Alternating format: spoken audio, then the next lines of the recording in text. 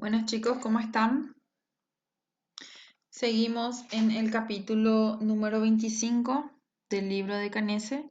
Estamos hablando sobre las micosis profundas y micosis o micosis sistémica. Habíamos descrito dos tipos de micosis causada por estos hongos. Vamos a recordar entonces que son unos hongos patógenos o pueden llegar a ser unos hongos del tipo oportunistas. Son unos hongos que causan enfermedades o síntomas más profundos. Habíamos hablado del Histoplasma capsulatum, que causaba la enfermedad de la histoplasmosis, también de la blastomycetis dermatitis o la famosa blastomicosis americana. Y hoy vamos a hablar de la paracoccidiomicosis o paracoccidioidoides brasiliensis o blastomicosis sudamericana, y también vamos a hablar sobre los coccidioides y mitis o causado por la enfermedad denominada coccidiomicosis. Entonces vamos a describir dos tipos de micosis sistémica dentro de este grupo de las micosis. Entonces habíamos visto que las características eran que ocasionaban enfermedades tanto en huéspedes inmunocompetentes como en personas también inmunodeprimidos, o sea, causan enfermedades que sí o sí se van a desarrollar, que pueden ser por patógenos oportunistas o por patógenos obligatorios. Entonces se adquirían al inhalar las esporas. Generalmente no ingresan por forma percutánea, pero también pueden llegar a ingresar. Y está dado entonces según una restricción geográfica, tienen nichos ecológicos. El 90% de las formas clínicas son asintomáticas o leves o pueden llegar a desaparecer en una forma espontánea. Generalmente las lesiones se presentan en forma de granulomas, o si es respiratorio, los síntomas son semejantes a la tuberculosis. Tienen una vida intracelular, de preferencia de macrófagos, que les sirven además como vehículos. En cuanto al diagnóstico del laboratorio, generalmente los cultivamos y luego los observamos directamente. También podemos utilizar biopsias para identificar cuál es el patógeno en cuestión.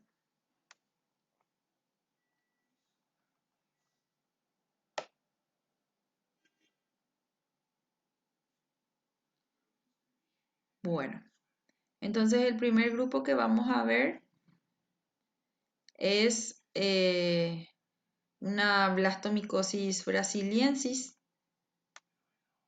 o una blastomicosis brasiliensis o una blastomicosis sudamericana. En cuanto a la morfología, podemos observar, fíjense, esta forma de timón de barco es bastante característico. Se observa entonces en la lesión bajo forma de esporados micóticos de entre 10 a 30 micrómetros de diámetro, pudiendo a veces alcanzar tamaños mayores de hasta 60 micrómetros de diámetro. Y fíjense, son multibrotantes, los esporos son multibrotantes o las gemaciones, y tienen una forma semejante a un timón de barco. Entonces es una peculiaridad de este tipo de micosis, paracoccidiosis brasiliensis. En cuanto a su distribución geográfica, la paracoccidiomicosis o paracoccidiosis o blastomicosis sudamericana fue descrita por primera vez en Brasil, y la distribución abarca desde México hasta Argentina y Uruguay. Se han referido en el continente alrededor de unos 10.000 personas enfermos, la mayoría de ellos en el Brasil, ¿sí?, hacia las zonas rurales, donde se puede observar una elevada temperatura y humedad. En Paraguay se han descrito también hasta el momento un poco más de un centenar de casos, principalmente en la región oriental del país.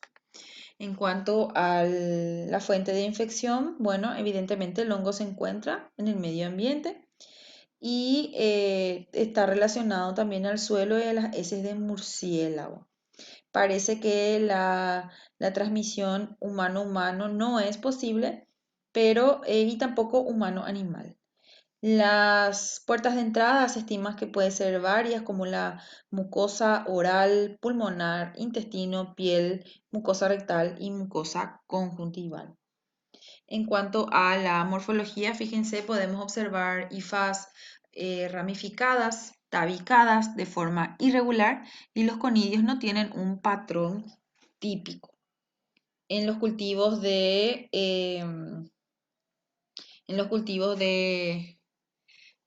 Paracoccidiosis brasiliensis se pueden presentar diversos aspectos morfológicos, ¿sí?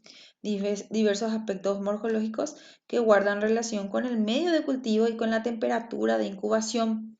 Generalmente podemos utilizar medio de agar sangre a 37 grados, donde se forman esporas o colonias blanquecinas, ¿sí?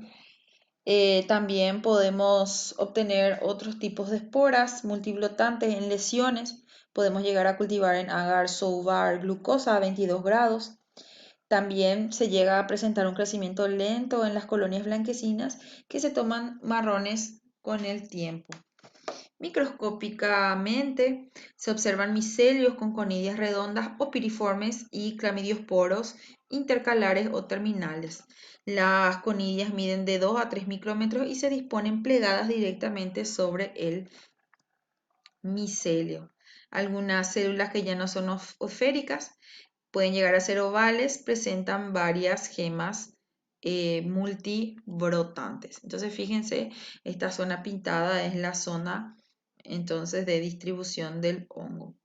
Podemos hablar de causas predisponentes, como por ejemplo la enfermedad es más frecuente en varones que en mujeres en una proporción de 12:1, imagínense, siendo las edades de mayor prevalencia entre 30 y 50 años. También podemos tener factores que influyen en el desarrollo de la patología, como personas inmunodepresoras, diferencias hormonales entre el hombre y la mujer. Se ha demostrado también que el estradiol inhibe la transformación de los micelios en levaduras, lo que le conferiría a las mujeres una mayor resistencia para desarrollar la patología. La raza amarilla es más susceptible entre todas las razas. Entonces, cuando hablamos de una promoinfección, se da por la inhalación de los conidios. El sitio primario de infección es el pulmón. El complejo primario se da un complejo primario más una adenopatía regional y el sistema inmune es el que controla la infección, quedando en forma latente. Entonces, como dijimos, la fuente de infección, el hongo se encuentra libre en el medio ambiente hasta que nosotros pasamos por ahí y nos contaminamos o contagiamos con estas esporitas. Como dijimos, generalmente hay mayor frecuencia en varones que en mujeres y tenemos que tener varios tipos de em, factores que van a ser incluidos en este grupo, como por ejemplo la cantidad hormonal de estradiol en las personas. En cuanto a la clínica, bueno, podemos tener varios tipos de cuadros, ¿sí? Podemos tener un cuadro, una lesión cutánea, una lesión mucocutánea, una lesión visceral, una lesión linfática o una lesión mixta. En este caso, podemos describir 5 lesiones cutáneas, tumorales y ulcerales o supuradas, lesiones en las mucosas que son úlceras bucales, mucosa faríngea y perforación del paladar, como habíamos visto en las imágenes. También podemos llegar a presentar una hipertrofia ganglionar que es generalizada en espleno y hepatomegalia, semejante a la de Hodgkins. También podemos tener una clínica linfática. Esta forma abarca exclusivamente los ganglios y vasos linfáticos, agrandan estos órganos y produciendo en ellos focos supurativos de evolución crónica. Y podemos tener una mixta que incluye, las mixtas incluyen formas frecuentes o combinadas de, por ejemplo, cutánea o mucosa o cutánea o ganglionar y así sucesivamente. Cuando hablamos de una lesión mucocutánea, esta es la forma clínica. Las lesiones son ulcerosas, pudiendo aparecer en los labios, la lengua, el paladar, logrando extenderse a varias zonas vecinas de la piel o hacia la mucosa bucal. Las úlceras en su avance pueden dañar la epiglotis y la úvula, producir perforaciones del paladar, presentar lesiones destructivas. También los ganglios se ven afectados, em, se agrandan al poco tiempo, pueden aparecer también úlceras en las mucosas, siendo el comienzo de pequeños, duros e indoloros llagas. Algunas veces se reblandecen y supuran la piel. Podemos tener lesiones pustulosas, pustulocostrosas de la piel acompañados a veces dentro de este cuadro. Cuando hablamos también de la forma visceral, el órgano más afectado es el pulmón. Por lo general presenta lesiones infiltrativas diseminadas bilaterales acompañadas por tos, una expectoración mucopurulenta y a veces puede llegar a ser hemotoica. La laringe generalmente se encuentra afectada, mostrando ulceración e infiltración y podemos tener síntomas de alteración de la voz. Las lesiones intestinales se asientan principalmente en el tejido linfoide de la pared intestinal. Y luego tenemos las formas diseminadas que pueden llegar a comenzar con una forma linfática que abarca exclusivamente ganglios, vasos, agrandándolos y produciendo en ellos focos supurativos de evolución crónica. Y bueno, y tenemos la forma mixta entonces que puede ser linfática visceral o mucocutánea o linfática visceral o mucocutánea visceral. Entonces dependen de varias formas. En cuanto al diagnóstico, bueno, em, se le realiza un examen directo de las secreciones purulentas obtenido en cualquiera de las lesiones. Se coloca directamente sobre el portaobjeto y se muestran los esporos. En la mayoría se pueden ya ver las gemas multibrotantes, ¿sí? Que es una forma de identificación. O podemos llevar a un cultivo, ¿sí? En agar sangre o sobar glucosa. Generalmente los procedimientos indirectos pueden usarse, pero no tienen valor en los métodos directos, ¿sí? Luego, en cuanto al tratamiento, bueno, podemos utilizar estas drogas. Son tratamientos que se utilizan, por ejemplo, la sulfametoxipiridicina en dosis de 1 gramo diario al comienzo y luego va bajando de 0,5 y se pueden utilizar de 2 a 3 semanas. También podemos utilizar todas las drogas que ya habíamos citado, como sulfanamidas, anfotericina B, que es el que más se utiliza, ketoconazol o intranasol. Em, Generalmente la anfotericina B da mayores resultados, pero su administración debe hacerse con hospitalización del paciente, porque generalmente se administra en adultos de 25 a 50 gramos diarios que son disueltos. Si hay una buena tolerancia, se puede llegar a dar más cantidad de anfotericina B al paciente. En cuanto al ketoconazol, de 200 gramos durante 12 horas, de 30 a 90 días según la gravedad del paciente. Este ketoconazol puede tener ventajas de ser poco tóxico y de fácil aplicación. En cuanto al intraconazol, se administra de 100 a 300 miligramos día hasta la remisión de los síntomas, es decir, de unos 6 a 12 meses. Vamos a recordar que cualquiera que sea la fuente o la forma utilizada para evitar recaídas de ese tratamiento de sostén cada 2 años, administrándose el 50% de la dosis diaria utilizada para el tratamiento de la enfermedad.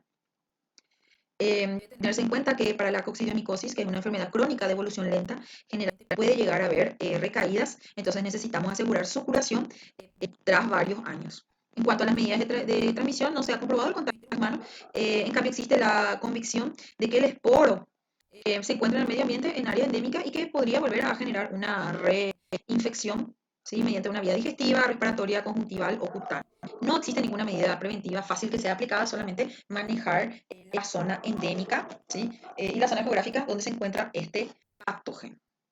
Eso entonces en cuanto al hongo denominado Paracoccidioides brasilensis. Es bastante fuerte este tipo de micosis sistémicas. En cuanto al siguiente hongo, estamos hablando del Coccidioides immitis o coccidiomicot, causante de la coccidiomicosis. Generalmente también tiene otro nombre denominado la fiebre del Valle de Joaquín o la fiebre del Valle.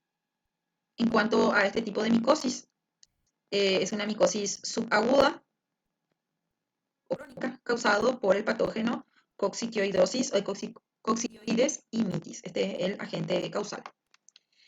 En cuanto a este patógeno, generalmente se presenta con la forma de esporos micóticos esféricos que miden de 5 a 200 micrómetros, teniendo un promedio de 20 a 60 micrómetros. Presentan una pared gruesa que se encierra en poros pequeños de 2 a 5 micrómetros de diámetro, cuyo número puede ir desde uno hasta varios centímetros. Al romperse la esférula, fíjense, al romperse esta esférula se distribuyen todos los hongos que fueron engendrados. En cuanto al cultivo, este es un hongo que germina con facilidad, pero su manipulación puede ser bastante peligrosa, porque al germinar en cualquier lugar, puede encontrarse en cualquier lugar, exactamente. El medio software, glucosa, de 22 a 37 grados, de entre los 3 a 4 días ya presentan unas colonias membranosas que se encuentran adheridos al medio de cultivo y se desarrollan abundantes micelios aéreos, blanquecinos y algodonosos. Estos poros son altamente contaminantes para la persona que trabaja con este tipo de cultivo. Se deben utilizar mascarillas de protección para trabajar con este hongo. En cuanto a la morfología, se presenta bajo las esporas entonces de entre 5 a 200 y teniendo un promedio de 20 a 60. Se cultiva con facilidad en medios de cultivo como software glucosa de 22 a 37 grados y cuando hablamos de los cuadros clínicos podemos presentar dos formas, una forma primaria y una forma secundaria. Cuando hablamos de una forma primaria de este C. imitis, vamos a describir entonces estas formas enseguida. Fíjense que es restringido para Estados Unidos y Sudamérica, generalmente de zonas desérticas, y la puerta de entrada es la inhalación de las esporas. La coccidiomicosis, también conocida como fiebre del Valle de San Joaquín, inclusive también denominada enfermedad de Posadas Wernicke, es una enfermedad circunscripta o de determinadas áreas limitadas en Estados Unidos. Se conoce como una importante área de coccidiomicosis el Valle de San Joaquín en California. Posee una tasa de entre un 50 a 80% de prevalencia bastante alta con relación a positivos de coccidioide. Se observa también la enfermedad en las zonas del norte de México, Honduras, Venezuela. En Sudamérica ha sido descrita en una gran región en el Chaco, Argentina, Bolivia, siendo también de destacar que el primer caso de la enfermedad ha sido descrita en el Chaco argentino por investigadores de Posadas y Wernicke. El Chaco paraguayo ha demostrado poseer un índice relativamente elevado de intradermorreacciones positivas del coccidioma, habiéndose descrito además formas primarias de la enfermedad en el nordeste del Chaco paraguayo, y la población presenta un 43% de reacciones positivas a la coccidioidina. Generalmente en la zona de Filadelfia, en el norte del país, alcanza el 26% de positividad. Y la característica fundamental de las áreas endémicas de la coccidiomicosis es zonas áridas o secas o desérticas con mucho polvo. La fuente de infección entonces se encuentra en el suelo, en las áreas endémicas en forma de artrosporo. Una vez que ha sido volatilizado con el polvo, es aspirado y penetrado por los pulmones y bien pueden atravesar la piel por medio de algún tipo de lesión o traumatismo. Si bien un gran número de animales enferman por coccidiomicosis, no se cree posible la transmisión animal-humano, pero tampoco se acepta la transmisión interhumana. Tenemos varias causas predisponentes de esta enfermedad, la infección humana, no muestra predilección por el sexo, pero algunas formas secundarias diseminadas son más frecuentes en hombres como en las mujeres. Fíjense que todos los tipos de micosis son más frecuentes en hombres que en mujeres. Algunas razas de preferencia son la raza amarilla y la caucásica, que pueden ser más sensibles a la enfermedad. Bueno, en cuanto entonces a las clínicas, la inhalación ya sabemos que se da mediante las esporas. El sitio primario es el pulmón, por ser inhalado, el complejo primario más una adenopatía regional, y el sistema inmune controla la infección quedando en forma latente. La enfermedad en personas inmunodeprimidos puede diseminarse al pulmón, piel, líquido sanguíneo y hasta las meninges. Tenemos dos tipos, entonces, una forma primaria y una forma secundaria. Cuando hablamos de una forma primaria, tiene un periodo de incubación entre 7 a 14 días. Alrededor del 60% de las promociones de este patógeno son asintomáticas y sin que haya manifestación de síntomas observables. El 40% suele presentar una manifestación de ingreso a un cuadro leve pulmonar con poca fiebre y escasa tos no productiva. Muy pocas personas, menos del 0,2%, pueden desarrollar una afección pulmonar importante. Pueden llegar a desarrollar fiebre alta, dolor, sudoración nocturna, esputo mucopurulento. Puede llegar a acompañarse con un eritema nudoso hacia el final del periodo febril. Estas formas primarias duran desde menos de una semana hasta un máximo de 3. Se realiza un examen radiológico a los pulmones que pueden observarse los abscesos nodulares que miden de entre 2 a 3 centímetros de diámetro y pueden llegar a tener una concentración en el campo pulmonar medio y un engrosamiento de la pleura y aumento de los ganglios. A veces también una infección primaria puede localizarse en la piel, desarrollando lesiones úlcero-verrugosas, supuración y adenopatía satélite. Una forma secundaria o diseminada puede desarrollarse semanas o meses después de la forma primaria y presenta fiebre, adelgazamiento de la forma pulmonar. Puede también presentarse con tos y abundante expectoración mucopurulenta sanguinolenta. Un 25% de pacientes pueden llegar a presentar lesiones ulcerosas, pustulosas, verrugosas con abscesos subcutáneos. Generalmente son frecuentes las lesiones destructivas y supurativas en los huesos. En cuanto al modo de transmisión y el diagnóstico. ¿Cuánto al diagnóstico? Bueno, primero es el antecedente epidemiológico, o sea, el viaje a las áreas endémicas, la identificación de la muestra, ¿sí? Mediante un raspado, mediante una biopsia, el examen directo de los materiales patológicos que tienen que llegar a mostrar las esférulas llenas de endosporos, con lo cual se diferencian fácilmente la mayoría de estos hongos con los hongos sistémicos humanos que no tienen una endoesporulación. Podemos utilizar medios de cultivo como el Sobar glucosa, 22 grados, donde el Seimitis desarrolla micelios y artroesporos. El diagnóstico indirecto basado en pruebas serológicas también es un método utilizado como la inmunofluorescencia, la fijación del complemento o por precipitación. La prueba de la coccidioidina es muy útil para estudiar la distribución geográfica de la enfermedad, pero no tiene uso como una prueba propia de diagnóstico.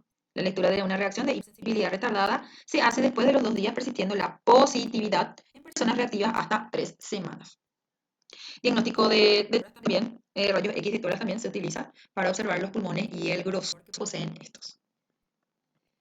En cuanto al modo de transmisión, bueno, los artrosporos que existen en el medio ambiente, en zonas endémicas, infectan a los humanos, principalmente ingresan por vía respiratoria. Puede también ser por vía percutánea, pero es menos frecuente. Medidas de transmisión. Los artrosporos que existen en el medio ambiente y en zonas endémicas infectan al humano, principalmente por vía respiratoria, ¿sí? Y necesitamos entonces evitar la inhalación del polvo en estas vías, en estas áreas endémicas, protegiendo, si es que vivimos ahí, las habitaciones y las viviendas. En cuanto al tratamiento, generalmente en las formas primarias podemos utilizar el tratamiento solamente sintomático. En formas diseminadas ya sí se utiliza de preferencia anfotericina B, administrando por venoclisis 0,5 a 1 miligramo por día, completando los 3 gramos en unas 6 semanas. Se utiliza también, se pueden usar ketoconazol a razón de 200 miligramos cada 12 horas, o intraconazol o fluconazol, que parecen ser eficaces también y menos tóxicos. La dosis utilizada da entre 100 y 200 miligramos al día en cualquiera de estas dos drogas.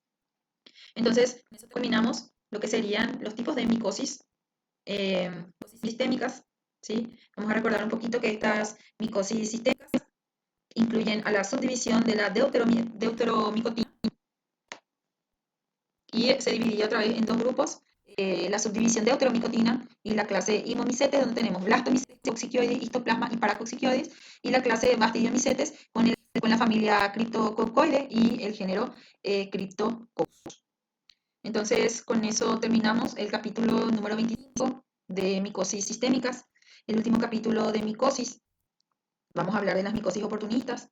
En este grupo de micosis oportunistas son las que están producidas habitualmente por hongos saprófilos que se desarrollan en el medio ambiente y que pueden llegar a invadir cavidades naturales del humano.